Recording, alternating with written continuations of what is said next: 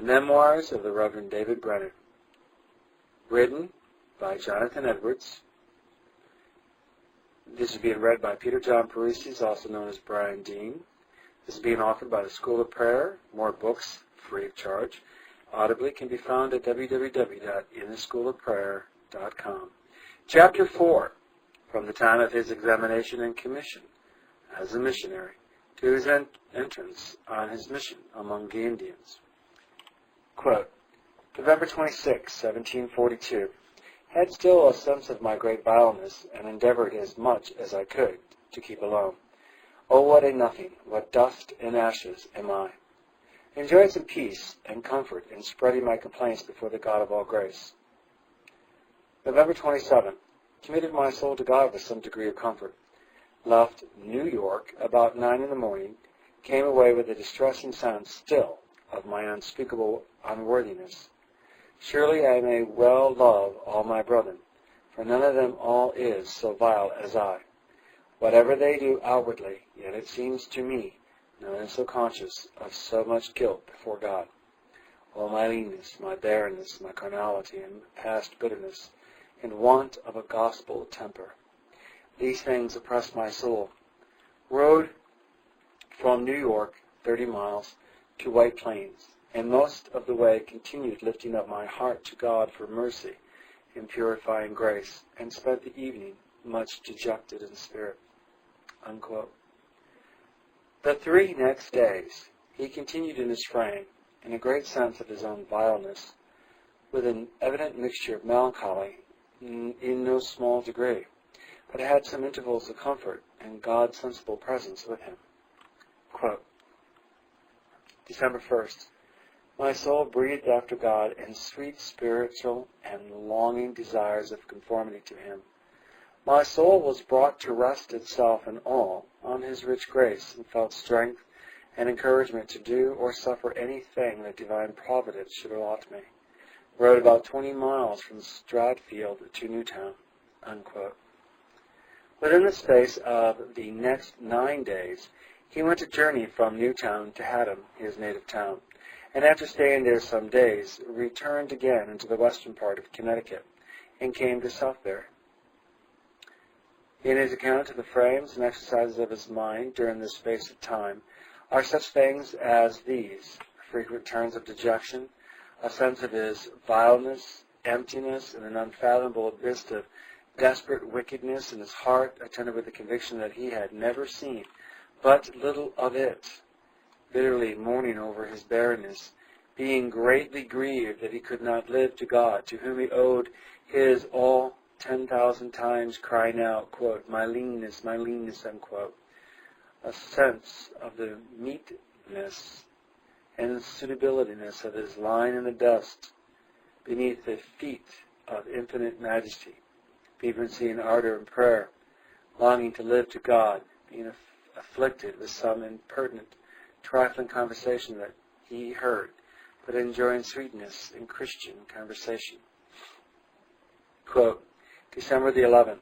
Conversed with a dear friend to whom I had thought of giving a liberal education, and being at the whole charge of it, that he might be fitted for the gospel ministry. Footnote. Brainerd, having now undertaken the business of a missionary to the Indians, and expecting in a little time to leave his native country, to go among the savages into the wilderness, far distant, and spend the remainder of his life among them, and having some estate left him by his father, and thinking he should have no occasion for it among them, though afterwards, as he told me, he found himself mistaken, set himself to think which way he might spend it most for the glory of God, in no way presenting to his thoughts wherein he could do more good with it than by being at the charge of educating some young person for the ministry, who appeared to be of good abilities and well disposed. He fixed upon the person here spoken of to this end. Accordingly, he was soon put to learning, and Brainerd continued to be at the charge of his education from year to year, so long as he lived, which was till this young man was carried through his 3rd year in college. End of the footnote. I acquainted him with my thoughts in this manner, and so left him to consider of it till I should see him again, Then I rode to Bethlehem, came to Mr. Bellamy's lodgings, and spent the evening with him in sweet conversation and prayer. We recommended the concern of sending my friend to college to the God of all grace. Blessed be the Lord for this evening's opportunity together. Lord's Day, December 12th. I felt in the morning as if I had little or no power either to pray or preach, and felt a distressing need of divine help. I went to meeting trembling, but it pleased God to assist me in prayer and sermon. I think my soul scarce ever penetrated so far into the material world in any one prayer that I ever made, nor were my devotions ever so free from gross conceptions and imaginations framed from beholding material objects. I preached with some sweetness from Matthew 6, verse 33, but seek ye first the kingdom of God, etc. And in the afternoon from Romans chapter 15, verse 30, and now I beseech you, brother, etc. There was much affection in the assembly. This has been a sweet Sabbath to me, and blessed be God. I have reason to think that my religion has become more spiritual by means of my late inward conflicts. Amen. May I always be willing that God should use his own methods with me. December 13th. Joined in prayer with Mr. Bellamy, and found sweetness and composure in parting with him as he went a journey. Enjoyed some sweetness through the day, and just at night rode down to Woodbury. December 14th. Some perplexity hung on my mind. I was distressed last night and this morning for the interests of Zion, especially on account of the false appearances of religion that do but rather breed confusion, especially in some places. I cried to God for help to enable me to bear testimony against those things which, instead of promoting, do but hinder the progress of vital piety. In the afternoon, rode down to Southbury and conversed again with my friend about the important affair of his pursuing the work of the ministry, and he appeared much inclined to devote himself to that work, if God should succeed his attempts to qualify himself for so great a work. In the evening, I preached from 1 Thessalonians 4:8. He, therefore, that despises, etc., and endeavored, though with tenderness, to undermine false religion.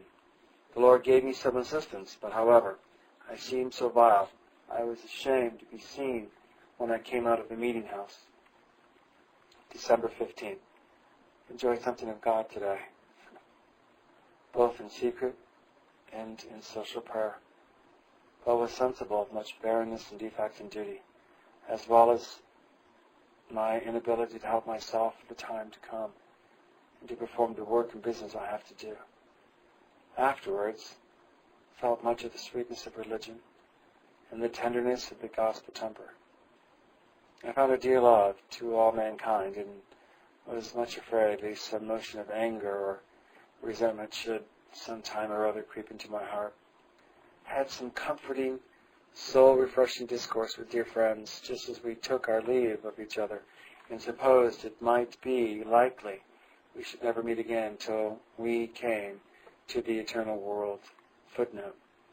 It had been determined by the commissioners who employed Brainerd as a missionary that he should go as soon as might be, conveniently, to the Indians living near the forts of Delaware River in Pennsylvania, and the Indians on the Saskatchewan River, which being far off, where also he would be exposed to many hardships and dangers, was the occasion of his taking leave of his friends in this manner. End of the footnote. I doubt not, through grace, but that some of us shall have a happy meeting there, and bless God for this season, as well as many others. Amen.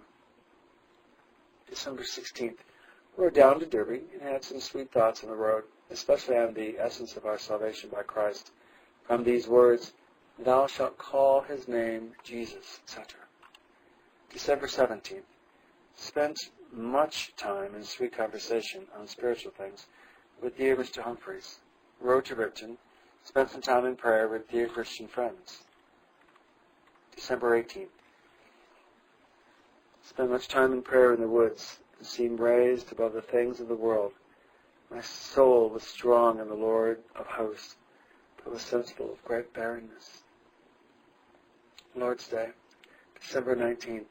At the sacrament of the Lord's Supper, I seemed strong in the Lord, and the world, with all its frowns and flatteries, in a great measure disappeared, so that my soul had nothing to do with them, and I felt a disposition to be holy and forever the Lord's. In the evening, enjoyed something of the divine presence, had a humbling sense of my vileness, barrenness, and sinfulness. How it wounded me to think of the misimprovement of time. God be merciful to me, a sinner. December 20th. Spent this day in prayer, reading, and writing, and enjoyed some assistance, especially in correcting some thoughts on a certain subject, but I had a mournful sense of my barrenness. December 21st. Had a sense of my insufficiency for any public work and business, as well as to live to God. I rode over to Derby and preached there. It pleased God to give me very sweet assistance and enlargement, and to enable me to speak with a soft, tender power and energy. We had afterwards a comfortable evening in singing and prayer. God enabled me to pray with as much spirituality and sweetness as I have done for some time. My mind seemed to be unclothed of sense and imagination, and was in a measure let into the immaterial world of spirits. But this day was, I trust, through infinite goodness, made very profitable to a number of us, to advance our souls in holiness and conformity to God. The glory be to Him forever. Amen. How blessed it is to grow more and more like God. December 22nd. Enjoyed some assistance in preaching at Ripton, but my soul mourned within me for my barrenness. December 23rd. Enjoyed, I trust, the presence of God this morning in secret. Oh, how divinely sweet it is to come into the secret of His presence and abide in His pavilion. Took an affectionate leave of friends, not expecting to see them again for a very considerable time, if ever in this world. Rode with Mr. Humphreys to his house in Derby. Spent the time in sweet conversation. My soul was refreshed and sweetly melted with divine things. Oh, that I was always consecrated to God. Near night I wrote to New Haven, and there enjoyed some sweetness in prayer and conversation with some dear Christian friends. My mind was sweetly serious and composed, but alas, I too much lost the sense of divine things. Unquote. He continued much in the same frame of mind, in like exercises the 2 following days. Quote, Lord's Day, December 26th. Felt much sweetness and tenderness in prayer, especially my whole soul seemed to love my worst enemies, and was enabled to pray for those that are strangers and enemies to God, with a great degree of softness and pathetic fervor. In the evening, rode from New Haven to Brainerd after I had knelt down and prayed with a number of dear Christian friends in a very retired place in the woods, and so parted. December 27th. Enjoyed a precious season indeed. Had a sweet melting sense of divine things, of the pure spirituality of the religion of Christ Jesus. In the evening I preached from Matthew 6:33, but seek ye first, etc., with much freedom and sweet power and pungency. The presence of God attended our meeting. Oh, the sweetness, the tenderness I felt in my soul. If ever I felt the temper of Christ, I had some sense of it now. Blessed be my God. I have seldom enjoyed a more comfortable and profitable day than this. Oh, that I could spend all my time for God. December 28th. Rode from Brainerd to Haddam. In the morning, my clearness and sweetness in divine things continued, but afterwards my spiritual life sensibly declined. Unquote. The next 12 days he was, for the most part, extremely dejected, discouraged, and distressed, and was evidently very much under the power of melancholy. There are from day to day most bitter complaints of exceeding vileness, ignorance, and corruption, an amazing load of guilt and worthiness even to creep on God's earth, everlasting uselessness, fit for nothing, etc., and sometimes expressions even of horror at the thoughts of ever preaching again. But yet, in this time of great dejection, he speaks of several intervals of divine help and comfort. The 3 next days, which were spent at Hebron and at the Crank, a parish in Lebanon, he had relief and enjoyed considerable comfort. Quote, January 14, 1743.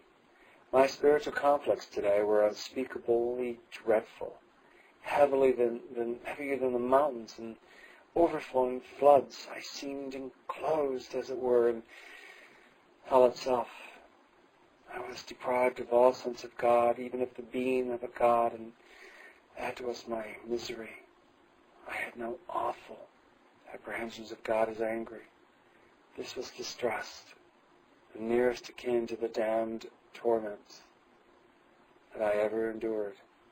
Their torment, I am sure, will consist much in the privation of God and consequently of all good. This taught me the absolute dependency of a creature upon God the Creator for every crumb of happiness it enjoys.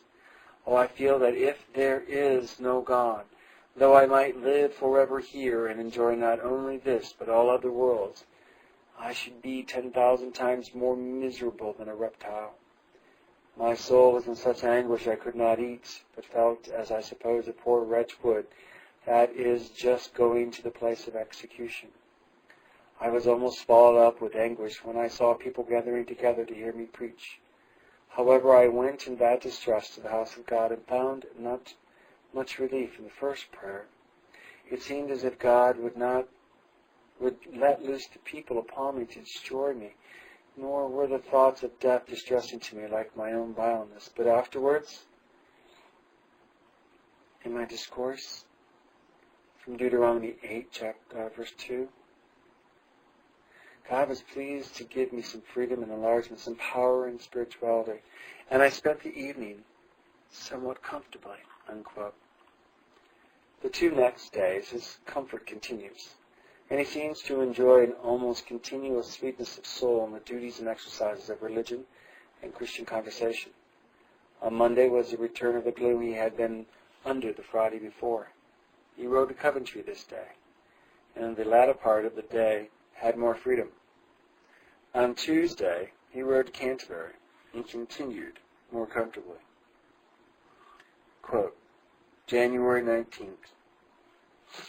At Canterbury. In the afternoon, preached a lecture at the meeting house. Felt some tenderness and somewhat of the gospel temper.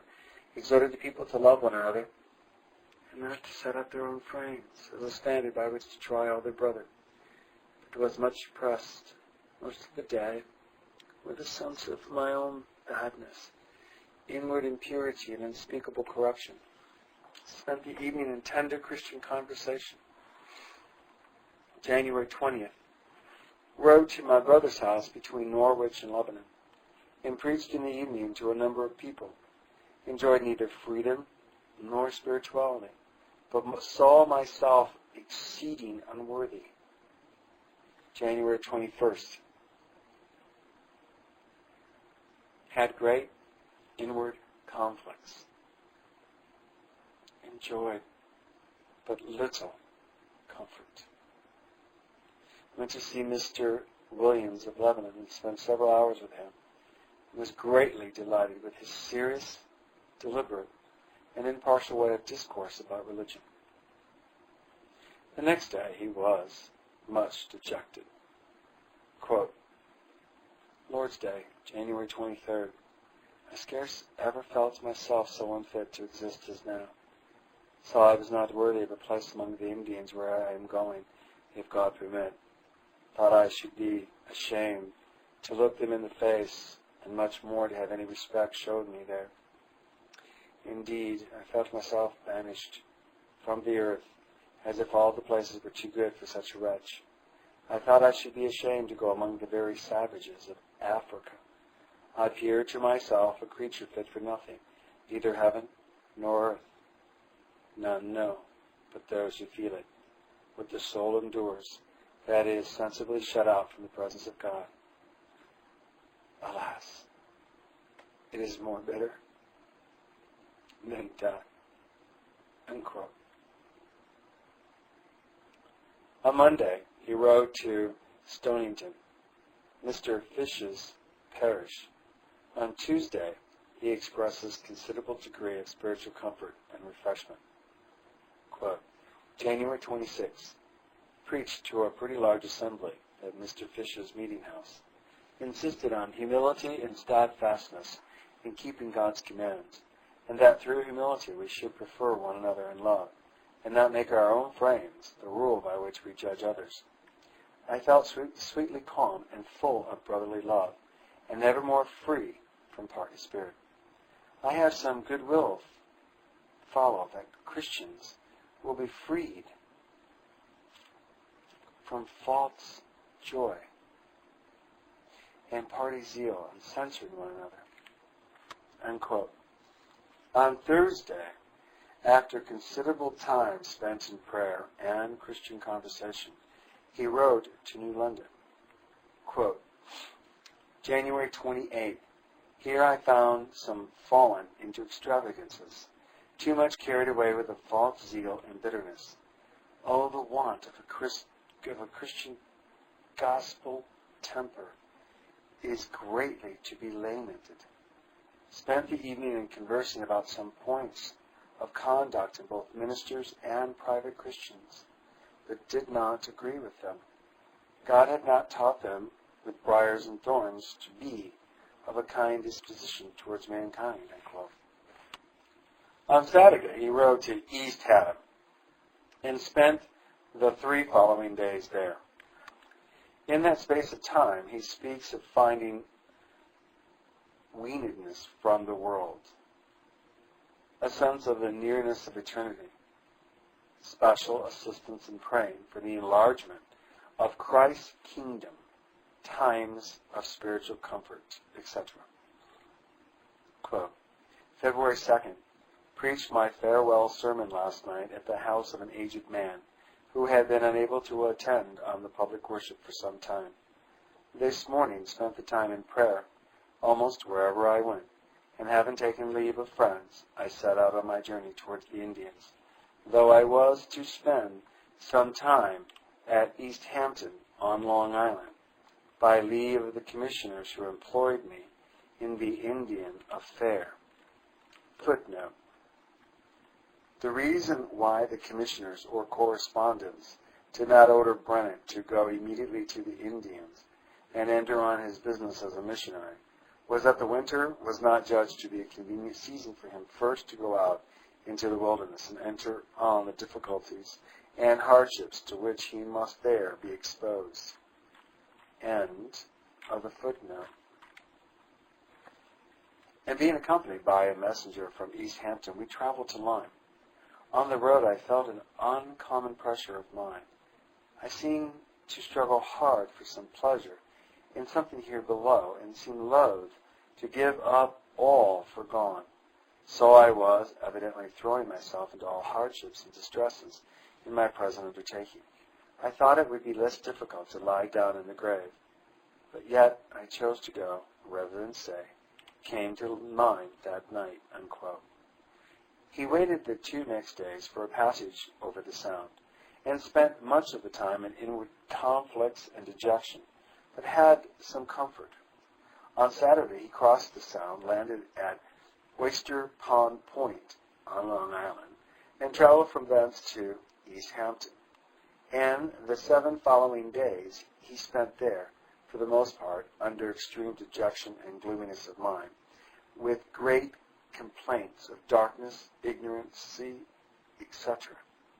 Yet his heart appears to have been constantly engaged in the great business of religion, much concerned for the interests of religion at East Hampton, and praying and laboring much for it. Quote, February 12th.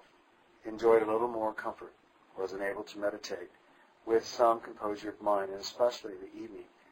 Found my soul more refreshed in prayer than at any time of late. My soul seemed to, quote, take hold of God's strength, unquote, and was comforted with his consolations.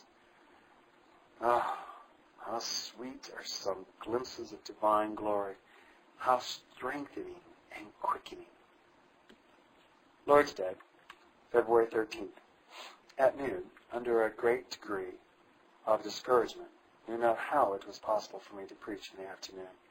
I was ready to give up all for gone, but God was pleased to assist me in some measure.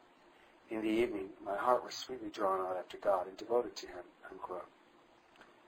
The next day, he had comfort and dejection intermingled. Quote, "February 15th, early in the day, I felt some comfort. Afterwards, I walked into a neighboring grove and felt more as a stranger on earth, I think, than ever before, dead to any of the enjoyments of the world, as if I had been dead in a natural sense. In the evening, had divine sweetness and sweet secret duty. God was then my portion, and my soul rose above those deep waters, into which I have sunk so low of late. My soul then cried for Zion, and had sweetness in so doing." Unquote. This sweet frame continued the next morning, but afterwards his inward distress returned. Quote, "February 17th. In the morning found myself comfortably and rested on God in some measure. Preached this day at a little village belonging to East Hampton, and God was pleased to give me his gracious pleasure, presence, and assistance, so that I spake with freedom, boldness, and some power. In the evening, spent some time with a dear Christian friend, and felt serious as on the brink of eternity. My soul enjoyed sweetness and lively apprehensions of standing before the glorious God. Prayed with my dear friend with sweetness and discoursed with the utmost solemnity. And truly it was a little emblem of heaven itself. I found my soul is more refined and weaned from a dependency on my frames and spiritual feelings." February 18th. Felt somewhat sweetly most of the day and found access to the throne of God. Blessed be the Lord for any intervals of heavenly delight and composure while I am engaged in the field of battle. Oh, that I might be serious, solemn, and always vigilant while in an evil world.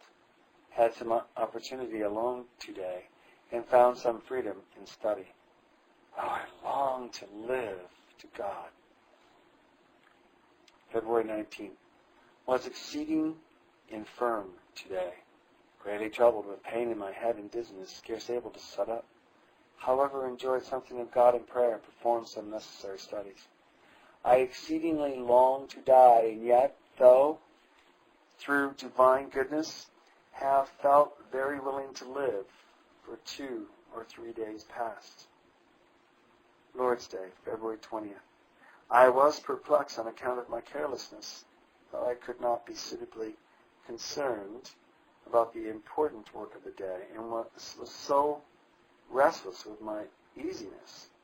Was exceeding infirm again today, but the Lord strengthened me, both in the outward and inward man, so that I preached with some life and spirituality, especially in the afternoon, wherein I was enabled to speak closely against selfish religion, that loves Christ for his benefits, and not for himself."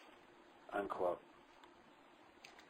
During the next fortnight, it appears that, for the most part, he enjoyed much spiritual peace and comfort. In his diary for this space of time are expressed such things as these: mourning over indwelling sin and unprofitableness, deadness to the world, longing after God and to live to his glory, heart-melting desires after his eternal home, fixed reliance on God for his help, experience of much divine assistance, both in the private and public exercises of religion, inward strength and courage in the service of God, very frequent refreshment, consolation, and divine sweetness in meditation, prayer, preaching, and Christian conversation. And it appears by his account that this space of time was filled up with great diligency and earnestness in serving God in study, prayer, meditation, preaching, and privately instructing and counseling. Quote, March 7th. This morning, when I arose, I found my heart go forth after God in longing desires of conformity to him, and in secret prayer found myself sweetly quickened and drawn out in praises to God for all he had done to and for me, and for all my inward trials and distresses of late. My heart ascribed glory, glory, glory to the blessed God, and bid welcome to all inward distress again, if God saw meet to exercise me with it. Time appeared but an inch long, and an eternity at hand, and I thought I could with patience and cheerfulness bear anything for the cause of God, for I saw that a moment would bring me to a world of peace and blessedness. My soul, by the strength of the Lord, rose far above this lower world and all the vain amusements and frightful disappointments of it. Afterwards, had some sweet meditation on Genesis chapter 5, verse 24. And Enoch walked with God, etc. This was a comfortable day to my soul, unquote. The next day, he seems to have continued in a considerable degree of sweetness and fervency in religion. Quote, March 9th, endeavored to commit myself and all my concerns to God. Rode 16 miles to Mont Elk, Montauk.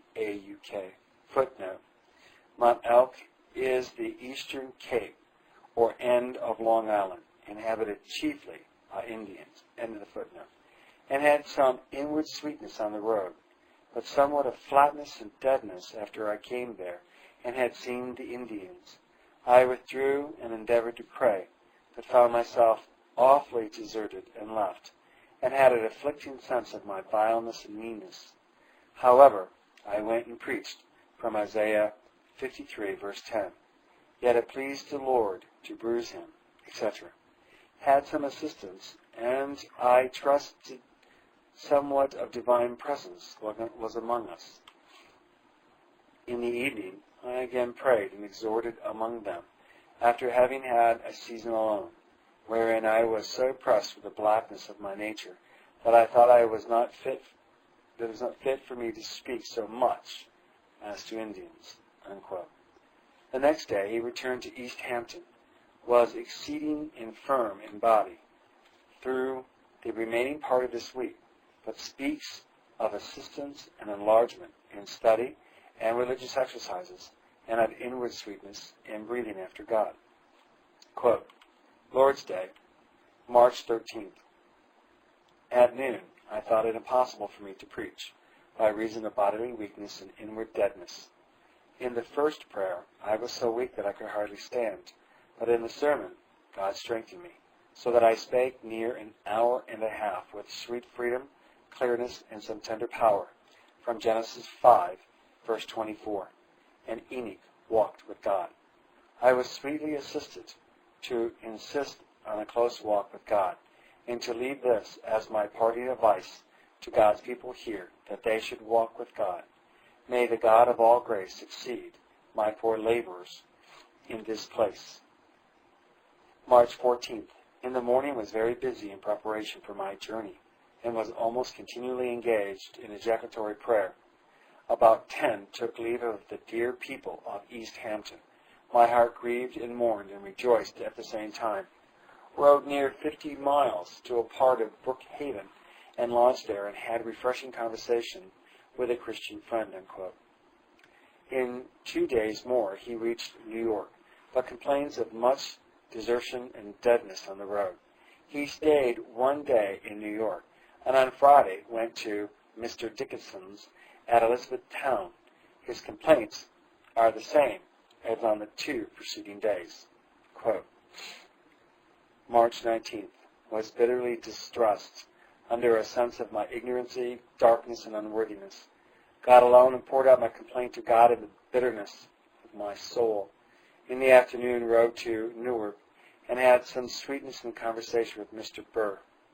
Footnote, afterwards President Burr of Nassau Hall, end of footnote, and in praying together.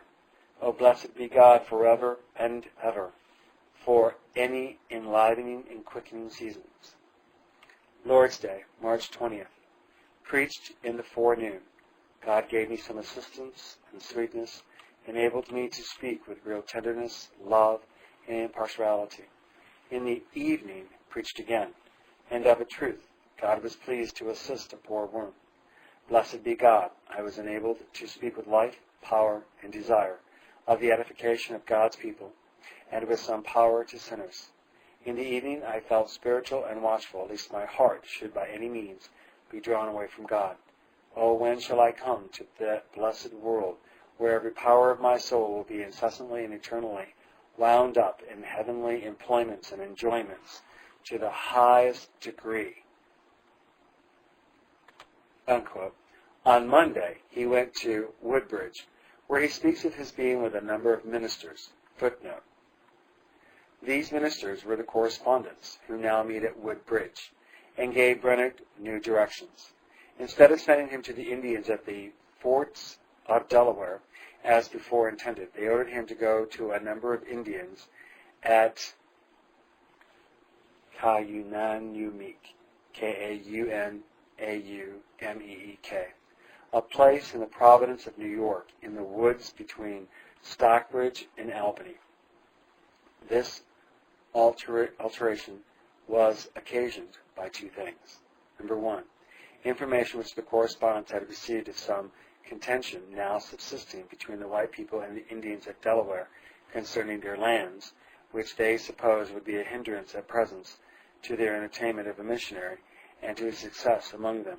Number two, some intimidations which they had received from Mr. Sargent, missionary to the Indians at Stockbridge concerning the Indians at Kaunaumeek, and the hopeful prospect of success which a missionary might have among them. End of the footnote. And the day following of his traveling part of the way towards New York. On Wednesday he came to New York. On Thursday he rode near 50 miles from New York to North Castle. On Friday went to Danbury. Saturday to New Milford. On the Sabbath he rode 5 or 6 miles to a place near Kent in Connecticut called Scanticockie, where dwelt a number of Indians. Footnote. These were the same Indians which Brainerd mentioned in his diary on August 12, 1742. End of the footnote. And preached to them. On Monday, being detained by the rain, he tarried at Kent. On Tuesday, he rode from Kent to Salisbury. Wednesday, he went to Sheffield. Thursday, March 31st, he went to Mr. Sargent's at Stockbridge. He was dejected and very disconsolate through the main of his journey from New Jersey to Stockbridge, and especially on the last day his mind was overwhelmed with particular gloom and melancholy.